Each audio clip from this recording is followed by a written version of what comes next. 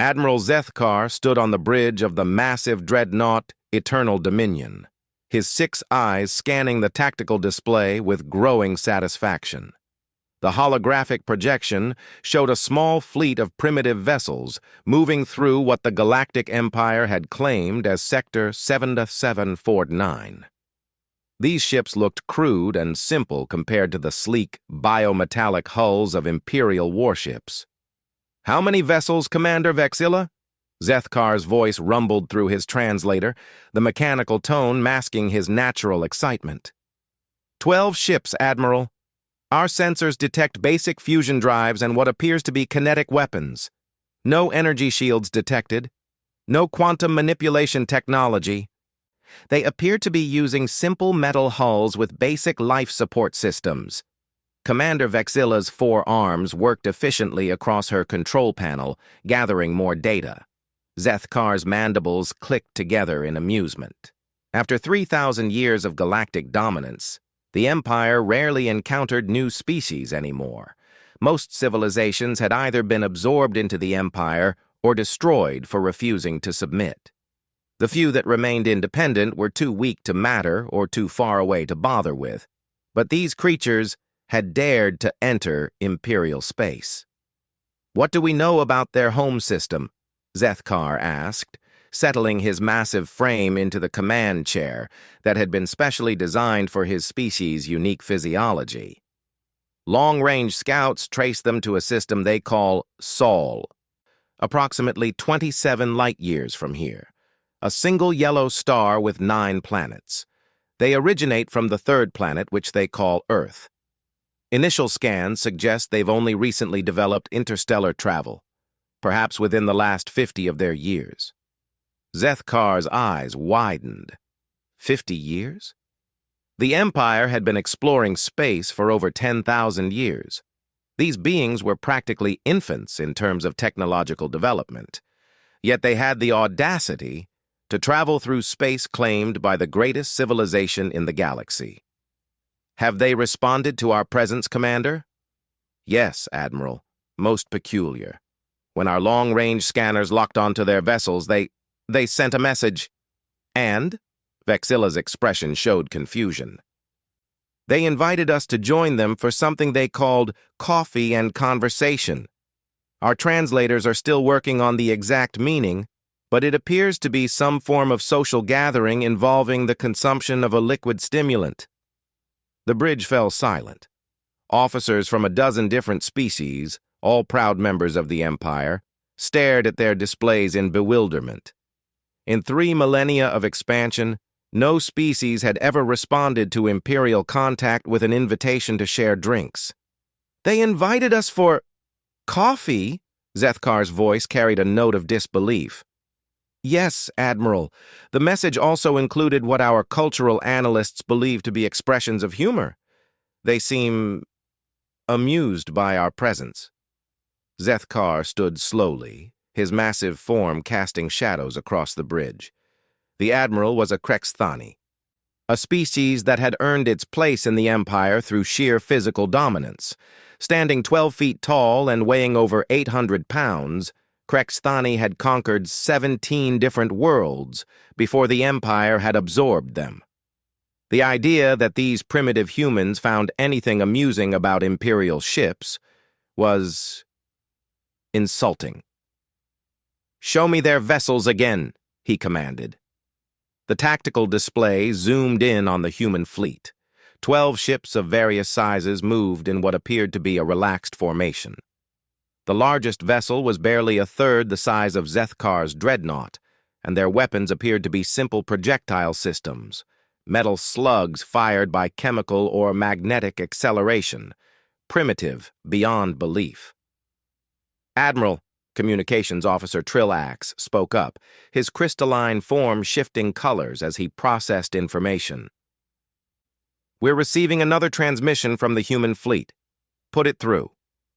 The view screen activated, revealing the face of a human male. Zethkar had studied many species, but humans were unremarkable in almost every way. Bipedal, like many species. 2 eyes, 1 mouth, 4 limbs. No natural weapons like claws or fangs. No armored hide. No toxic secretions. They looked soft and vulnerable. "Greetings. I'm Captain Sarah Chen of the UES Defiant," the human said with what appeared to be a smile. "We noticed you folks scanning our ships. First contact protocols and all that. Figured we should introduce ourselves properly. Mind if we ask who you are?" Zethkar exchanged glances with his officers. The human appeared completely at ease, as if encountering a massive Imperial fleet was an everyday occurrence. Even more puzzling, the translation indicated the speaker was female, yet she commanded their vessels. Most primitive species maintained gender-based hierarchies that prevented females from holding command positions. "I am Admiral Zethkar of the Galactic Empire," he responded, using the formal tone reserved for addressing inferior species. "You have entered Imperial space without permission. By law, your vessels and crews are now subject to Imperial authority." The human's smile widened. She actually looked delighted? "Imperial space? Oh, that's interesting. We didn't realize this area was claimed. Our astronomers haven't detected any permanent installations or markers in this region. Are you folks the local government?" The casual tone was infuriating. Zethkar's mandibles clicked rapidly, a sign of extreme agitation that his officers recognized immediately. "We are the Galactic Empire. We have ruled this galaxy for 3,000 years. Every system, every planet, every asteroid belongs to the Empire." "Wow," Captain Chen said, and she actually chuckled. "The whole galaxy? That's quite an achievement. How many species are we talking about here?" Commander Vexilla quickly consulted her database. "The Empire currently encompasses 47,000 different species across 212 million star systems." "Impressive," Chen nodded appreciatively. "And you manage all of that from where exactly?" "The Imperial capital is located in the Andromache system at the galaxy's center," Zethkar replied automatically, then caught himself. Why was he answering her questions? He should be the one demanding information. "Center of the galaxy, huh? That must be quite a commute for border patrols like this. I mean, we're way out here in what you'd probably call the Galactic Rim, right? That's got to be what? 25,000 light-years from your capital?" Zethkar's eyes narrowed. The human was correct. They were indeed in the Outer Rim territories, and it was indeed roughly 25,000 light-years from the Imperial Center. How had she calculated that so quickly? "Distance is irrelevant to Imperial authority," he stated firmly. "Your species will submit to Imperial rule or be destroyed. This is not a negotiation." Instead of the fear or anger he expected, Captain Chen's expression brightened even further. She turned away from the screen for a moment and spoke to someone off camera. "Hey, Mike, you owe me 20 credits. I told you they'd go straight to the threats." She turned back to face Zethkar. "Sorry about that. Office pool on first contact protocols, so just to be clear, you're saying our options are submit or die?" "Correct. And you've used this approach successfully with 47,000 other species?" "Correct." Chen nodded thoughtfully. "Can I ask what happened to the species that chose option 2? The be destroyed option?" "They were destroyed," Zethkar answered bluntly. "Their worlds were rendered uninhabitable, their populations eliminated, their achievements forgotten. Nothing remains of them but scattered debris and fading radiation signatures." "Ah." Chen's tone remained conversational, but something had changed in her eyes. "How many species chose that option?" Zethkar hesitated. The number was classified, but it seemed irrelevant to share with a species that would soon be extinct. "Approximately 8,000. 8,000, Chen repeated slowly. "So roughly 1 in 6 species chose destruction over submission. They chose poorly. Did they?" Chen leaned back in her chair, and Zethkar noticed that her casual posture hadn't changed throughout their conversation. She showed no signs of stress, fear, or even concern. Or maybe they chose dignity over slavery. The bridge of the Eternal Dominion fell silent. No one had ever phrased imperial expansion in those terms before. Slavery was a concept associated with primitive societies, not the enlightened rule of the Empire. "The Empire does not practice slavery," Zethkar said stiffly. "Member species enjoy the protection and benefits of imperial citizenship. Under imperial law, following imperial customs, paying imperial taxes and fighting imperial wars," Chen added, "with the alternative being complete extermination. That's not citizenship, Admiral. That's a protection racket with a really permanent cancellation policy." Zethkar's officers exchanged uncertain glances. The humans' words carried an uncomfortable ring of truth that none of them wanted to acknowledge. "Enough philosophical discussion," Zethkar declared. "You will surrender your vessels and submit to Imperial authority, or you will be destroyed. You have 1 standard hour to comply."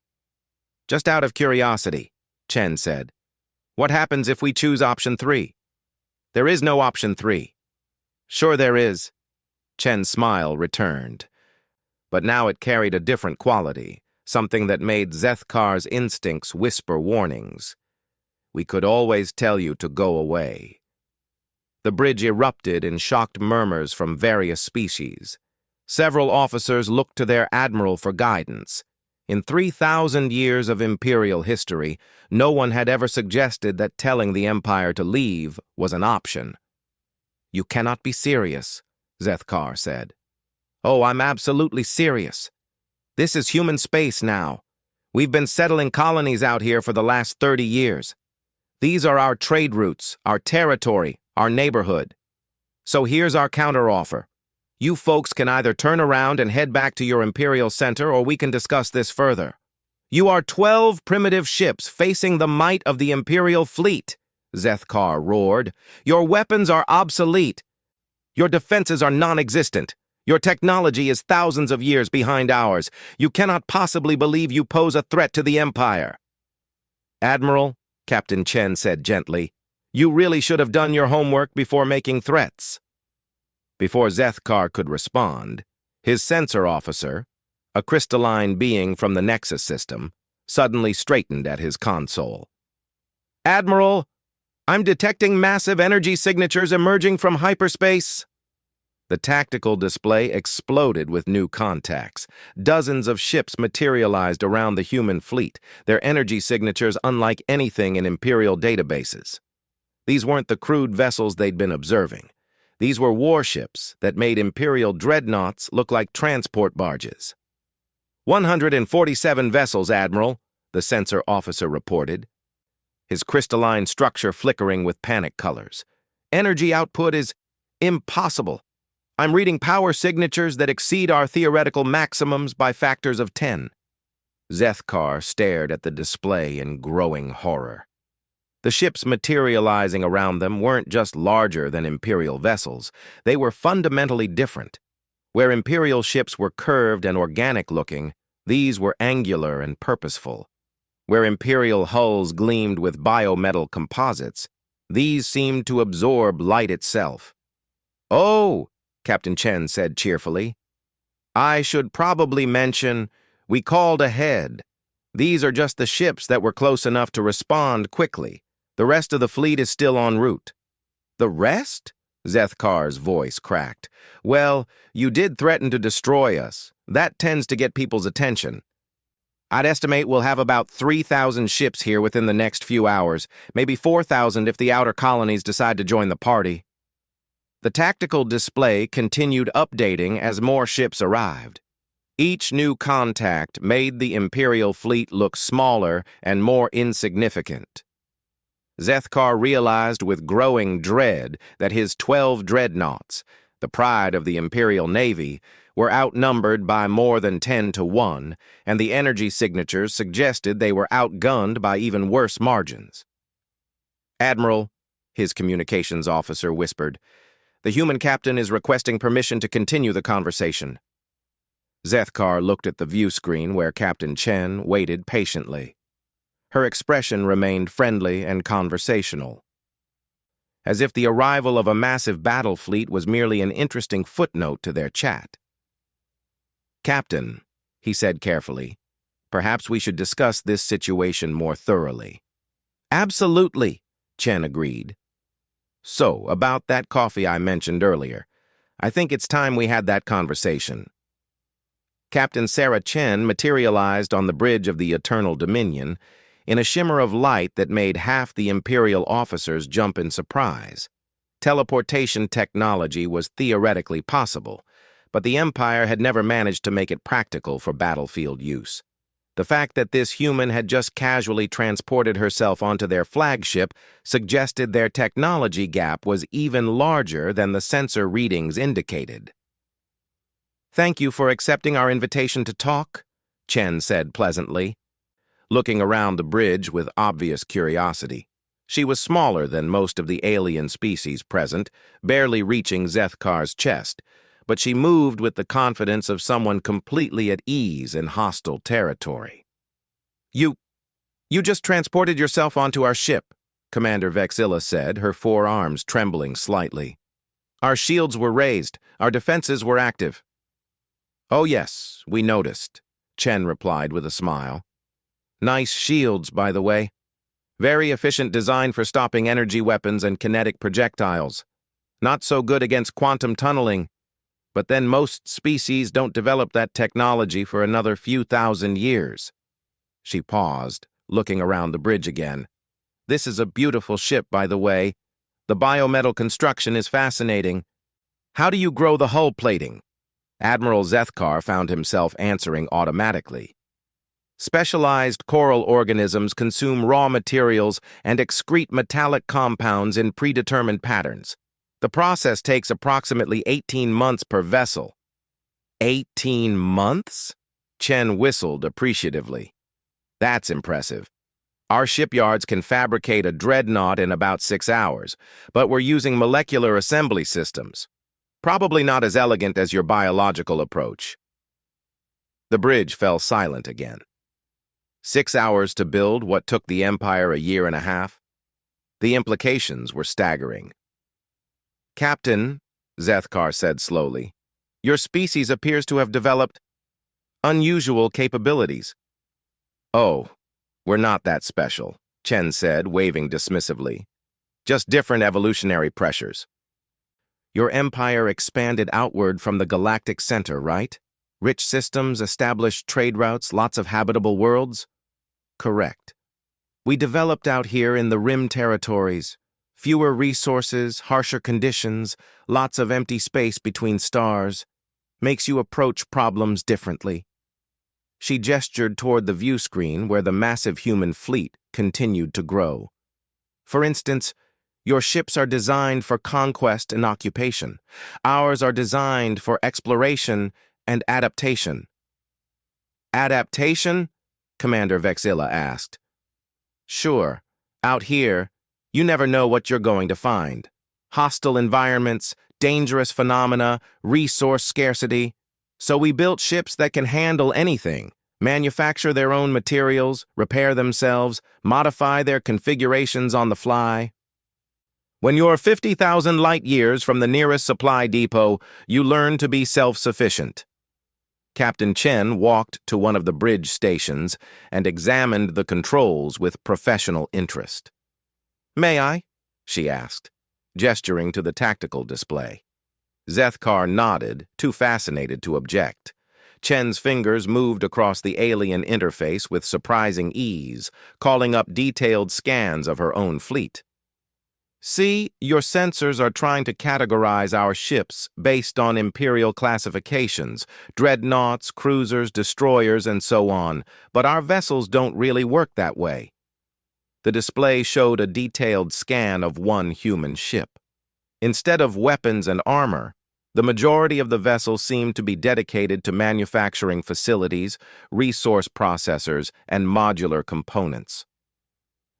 "This one started as a science vessel," Chen explained. "But when your fleet showed up, it reconfigured itself into a battleship. Took about 20 minutes. These 3 over here used to be cargo haulers, but they've just finished converting into mobile shipyards. And that big one in the back? It's currently growing about 50 new ships from raw materials it's harvesting from the local asteroid field.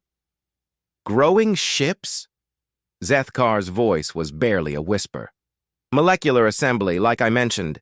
Same basic principle as your biometal technology, just a lot faster. The raw materials are the tricky part, but there's plenty of iron and carbon floating around in space if you know how to find it. She turned back to face the Imperial officers, her expression sympathetic. Look, I can see you're having trouble processing this. It's not your fault. Your empire developed differently. You've been successful for thousands of years using the same basic approach. Build big fleets, find weaker civilizations, make them submit or destroy them. It's worked great in the inner galaxy. But, Zethkar prompted, but out here that approach doesn't work. Space is too big, resources are too scattered, and distances are too vast. You can't maintain control over rim territories the same way you control core worlds. So species like us developed different solutions. Chen walked to the main view screen and gestured at the space around them. Your empire controls 212 million star systems, right? Impressive number.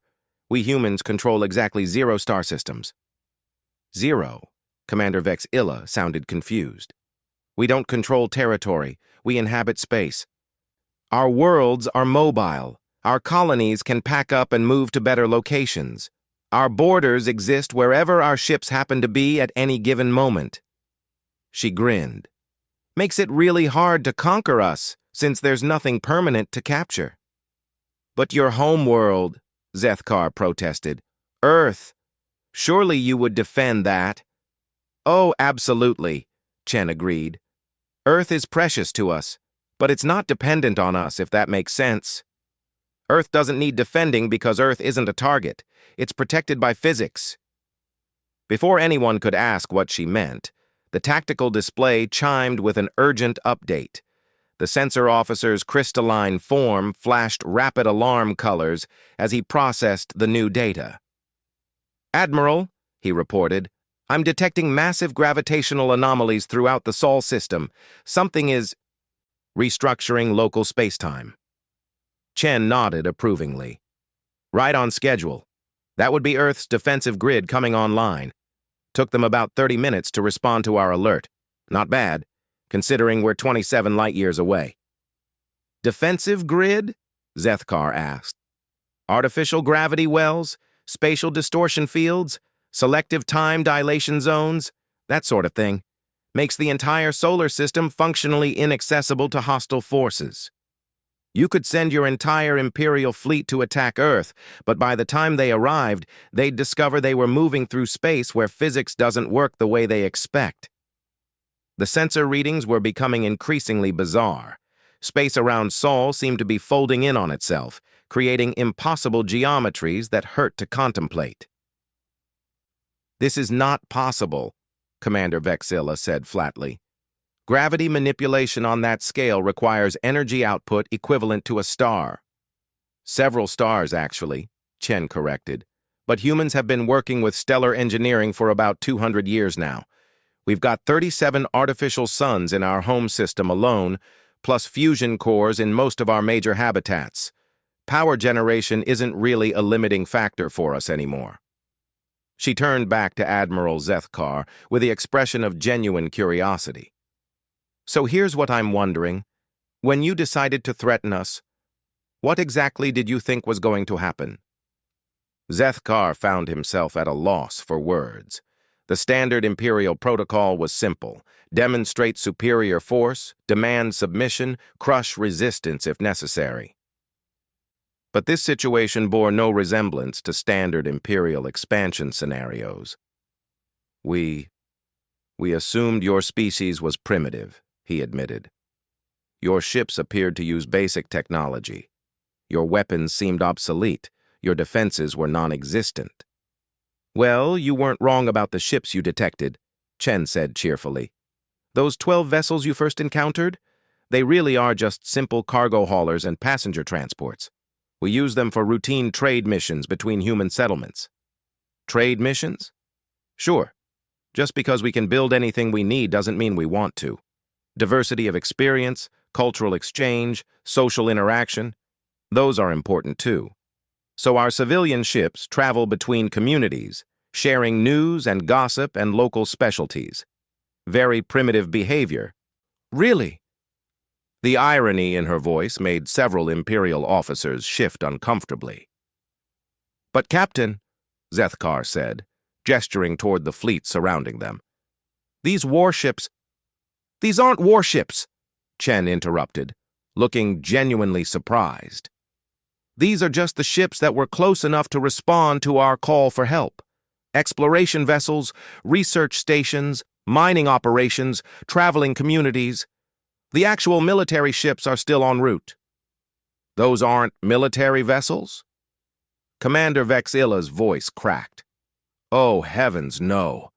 The people who crew these ships are scientists, engineers, traders, families. They just happened to be in the neighborhood when we sent out a distress call. Chen paused, considering. Although I suppose the distinction is a bit artificial.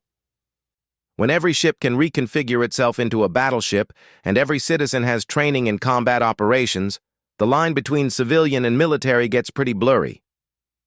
Admiral Zethkar was beginning to understand why Captain Chen had seemed so amused during their initial conversation.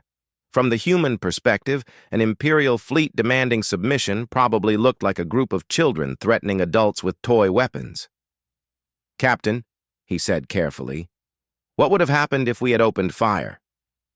Chen's expression became thoughtful. Well, first our ships would have defended themselves.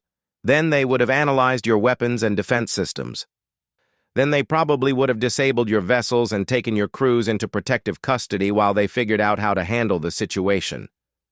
Protective custody? Sure.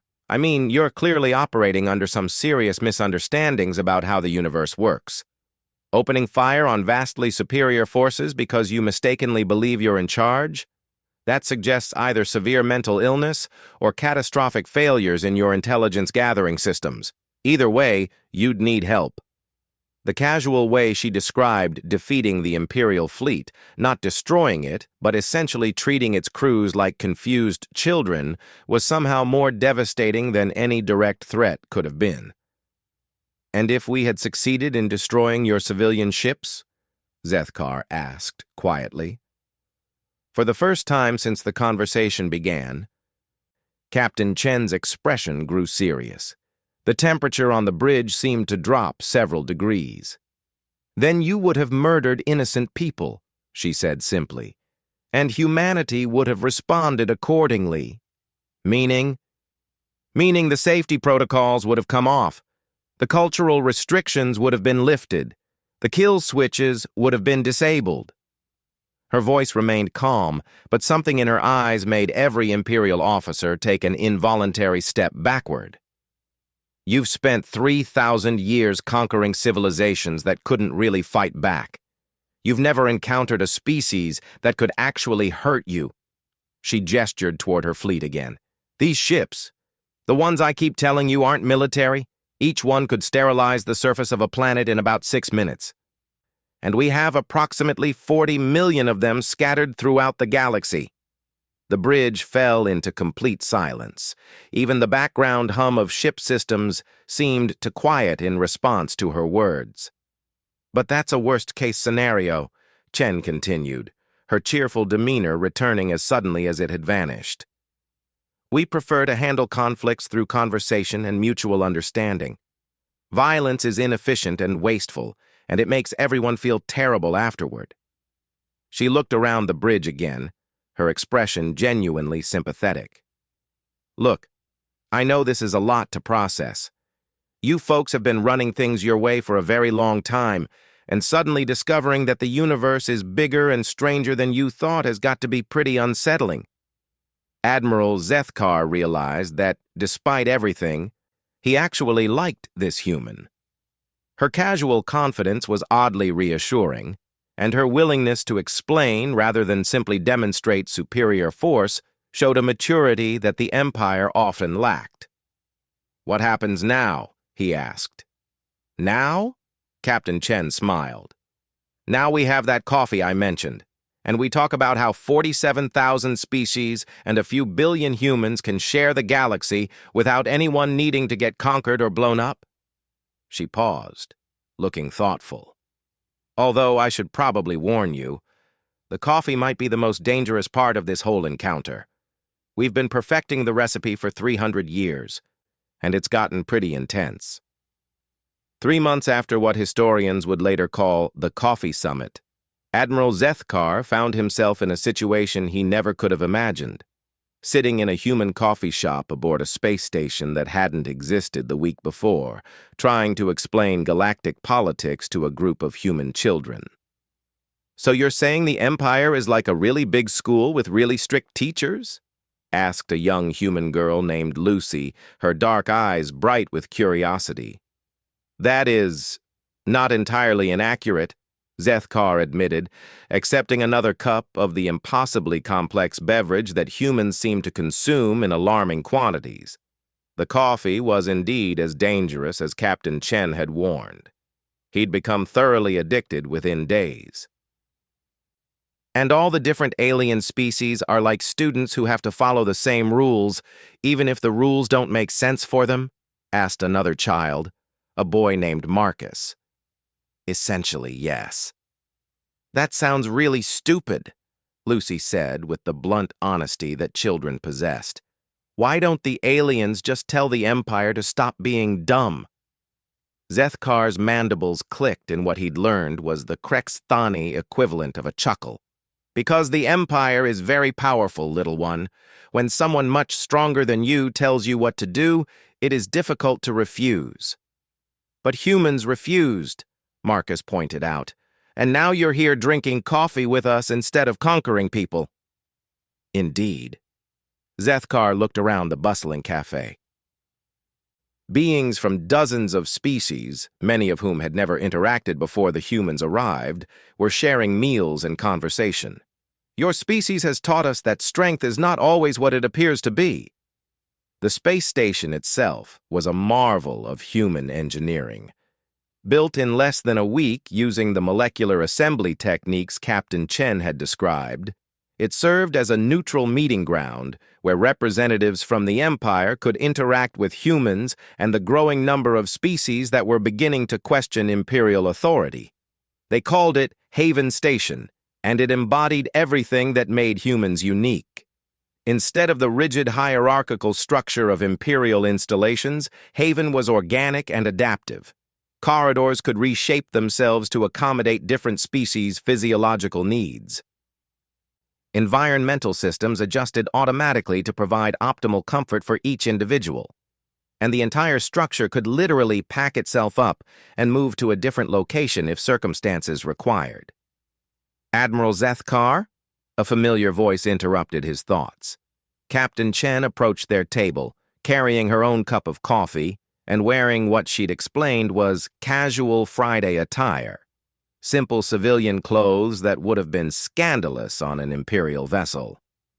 "Captain," he greeted her, rising respectfully.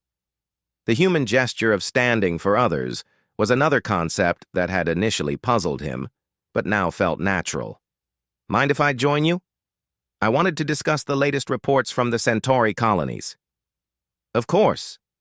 Zethkar gestured to an empty chair, which immediately adjusted its shape to accommodate Chen's human physiology. As Chen settled in, Lucy tugged on her sleeve. "Captain Chen, Admiral Zethkar was telling us about the Empire being like a big school. Are you like the principal of human space?" Chen laughed, a sound that Zethkar had come to associate with human joy, and one that seemed to be contagious among the species that interacted with them. "Not exactly, sweetheart. Humans don't really have principals or emperors or supreme leaders. We make decisions together." "All of you?" Marcus looked skeptical. "There are billions of humans scattered across hundreds of star systems. How do you all agree on anything?" "We don't," Chen admitted. "We argue constantly. But that's kind of the point. Different perspectives make us stronger. When we disagree, we try to figure out solutions that work for everyone." She turned to Zethkar. Speaking of which, those Centauri reports are fascinating. 3 more species have officially withdrawn from imperial governance and requested assistance in establishing independent territories. The economic disruption is starting to spread to the core worlds. Zethkar sighed heavily. The disruption Chen mentioned so casually was actually a full-scale crisis for the Empire. When species began refusing to pay imperial taxes or provide mandatory resources, the entire economic system that supported the central government had begun to collapse. The High Council is concerned, he admitted. They have authorized me to discuss potential solutions, such as, they want to know if humanity would be willing to take over. Chen nearly choked on her coffee. Take over? Take over what? The Empire, galactic governance, leadership of the various species. Zethkar's expression was grim. The Council believes that since humans possess superior technology and have demonstrated the ability to maintain order without conquest, perhaps you could succeed where we have failed. The cafe around them had grown quiet. Dozens of beings from various species were listening intently to the conversation, and Zethkar realized that word of the High Council's offer would spread throughout the galaxy within hours. Admiral, Chen said gently, we can't take over the Empire because we don't want to rule anyone. That's the whole point.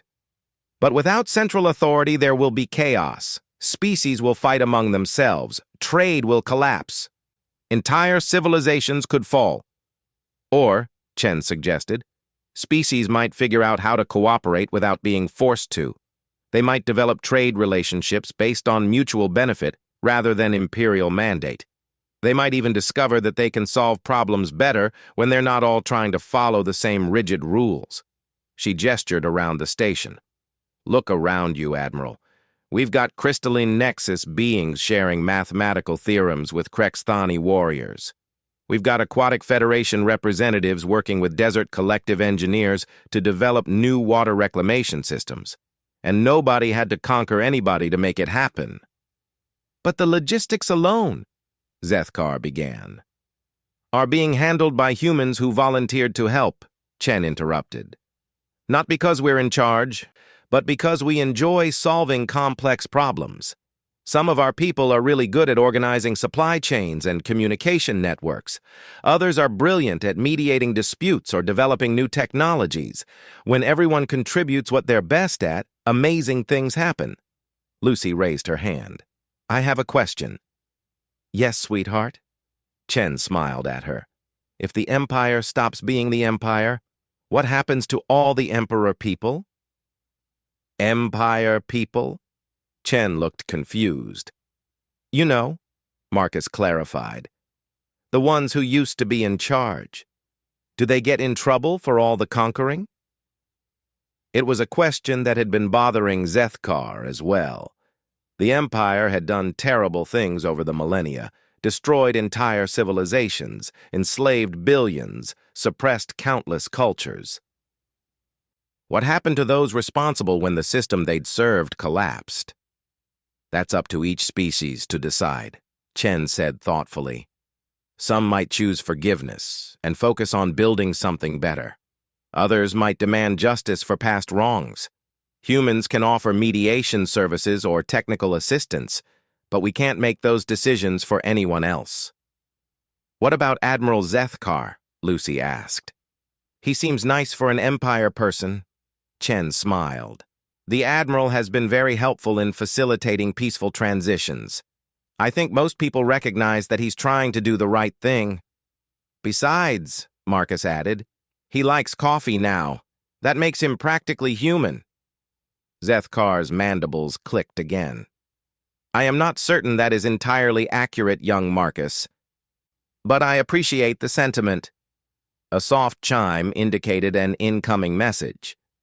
Chen activated a small holographic display that materialized above the table, showing a star map of the galaxy with thousands of points of light. Daily update from the transition monitoring system, she explained to Zethkar. Green lights are species that have successfully established independent governance. Yellow lights are species currently in transition. Red lights are areas experiencing conflicts. The map was mostly green and yellow, with only a handful of red indicators scattered throughout Imperial space. Remarkable, Zethkar murmured. 6 months ago, I would have predicted total chaos if Imperial authority collapsed. Instead, most species are adapting successfully. People are generally pretty good at taking care of themselves when given the chance, Chen observed. The Empire's mistake was assuming that control and protection were the same thing. And if conflicts do arise, then we help them work it out. Not by imposing solutions, but by facilitating communication and providing resources for peaceful resolution. Sometimes that means mediation. Sometimes it means helping relocate populations to avoid resource conflicts. Sometimes it just means teaching people how to grow their own coffee. She grinned at that last comment, and Zethkar realized she was probably only half joking. "Captain," he said slowly, "I have been wondering, why did your species help us? The Empire threatened you. We could have been dangerous enemies. It would have been simpler to simply eliminate the threat." Chen's expression grew serious. "Because that's not who we want to be. Yes, we could have destroyed the Imperial fleet. We could have conquered your worlds and imposed our own system of government, but that would have made us just another empire, wouldn't it?" She gestured toward the children, who were now engaged in animated discussion about the differences between human and Imperial education systems. "We want Lucy and Marcus and billions of other kids across the galaxy to grow up in a universe where problems are solved through conversation instead of conquest, where different species can interact as equals instead of as rulers and subjects, where diversity is seen as strength rather than threat, even if that means accepting former enemies. Especially then." Chen's smile returned. "Besides, you make excellent coffee shop conversation partners, and your insights into Imperial administrative systems have been incredibly valuable in helping other species transition to independence." A new message indicator appeared on Chen's display. She read it quickly, then looked up with an expression of amused surprise. "What is it?" Zethkar asked. "Message from Earth. They're asking if I want to come home for vacation." She chuckled. "Apparently my family thinks I've been spending too much time in space and need to remember what real weather feels like." "Will you go?" "Probably. It's been almost 2 years since I've seen a proper sunrise or felt rain on my face. And my niece just learned to walk. I'd hate to miss that." The casual way she discussed abandoning her position as humanity's primary representative to the galaxy would have shocked Imperial officers. But Zethkar was beginning to understand that humans didn't see individual people as irreplaceable cogs in a vast machine. "Who will handle the transition negotiations while you're gone?" "Oh, there are dozens of people who can do this job as well as I can. Better in many cases. The universe won't stop working just because one human takes a vacation." She stood, finishing the last of her coffee. "Actually, I've been thinking, maybe you'd like to visit Earth while I'm there?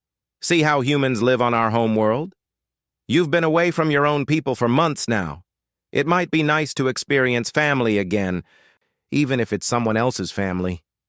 "You would invite me to your homeworld?" "Sure. My parents would love to meet you. Mom's been following the transition reports, and she has about 1,000,000 questions about Krexthani culture. And Dad's a history professor. He'd probably talk your ear off about comparative governmental systems." Zethkar considered the offer. 6 months ago, the idea of an Imperial admiral visiting humanity's capital world as a guest rather than a conqueror would have been absurd. Now it seemed like the most natural thing in the galaxy. "I would be honored," he said. "Excellent," Chen beamed. "I should probably warn you, though. Earth gravity is a bit heavier than what you're used to, and the coffee there is even stronger than what we serve here."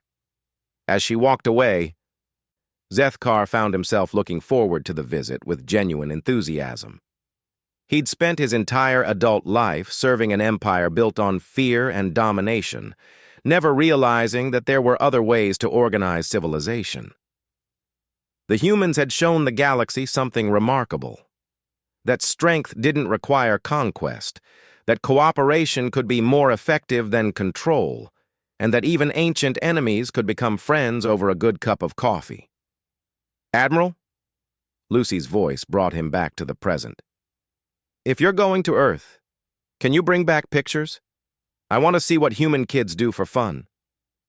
"Of course, little one," Zethkar replied, his mandibles clicking with genuine affection. "I will bring back many pictures." As the conversation around the table resumed, he reflected on how dramatically his universe had changed. The Empire still existed, but it was transforming into something entirely different, a loose confederation of independent species working together by choice rather than compulsion. Humanity hadn't conquered the galaxy. They had liberated it by showing everyone that conquest wasn't necessary. And somehow, impossibly, it was working. The future stretched ahead, uncertain but bright with possibility. For the first time in his long life, Admiral Zethkar found himself genuinely excited to see what tomorrow might bring.